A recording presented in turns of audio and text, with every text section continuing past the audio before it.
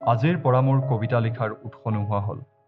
কথা দীপজ্যোতি মালী, আবৃত্তি অবিনাশ শৰ্মা।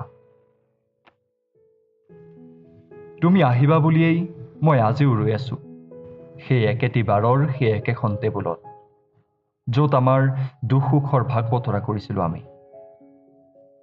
যিমানকণ জানো তোমাৰতো সুখ তেনেই কিঞ্চিত, আৰু মোৰেইনো ক'তা।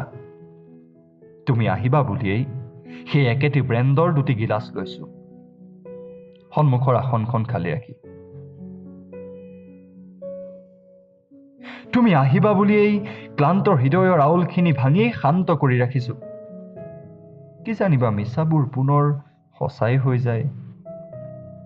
তুমি আহিবা বুলিয়েই সপোনবোৰ পুনৰ একাদিক্ৰমে সাজিব লৈছোঁ।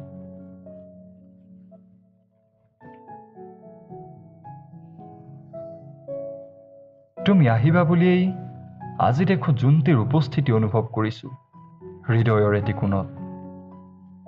আহিলে তুমি সেই আগৰ তুমি হৈ আহিবা, যিখনি হিয়াত মই মোৰ সাফল্যৰ জীৱনী খোদিত কৰিছিলোঁ এদিন।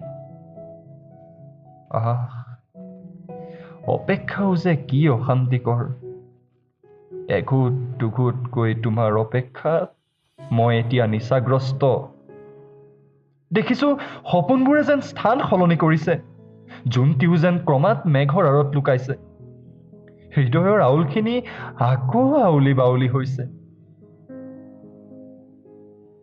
তথাপিও জানা, মই ৰৈয়ে আছোঁ সেই একেটি বাৰৰ সেই একেখন টেবুলত, একেটি ব্ৰেণ্ডৰ দুটি গিলাচ লৈ, সন্মুখৰ আসনখন এতিয়াও খালী ৰাখি।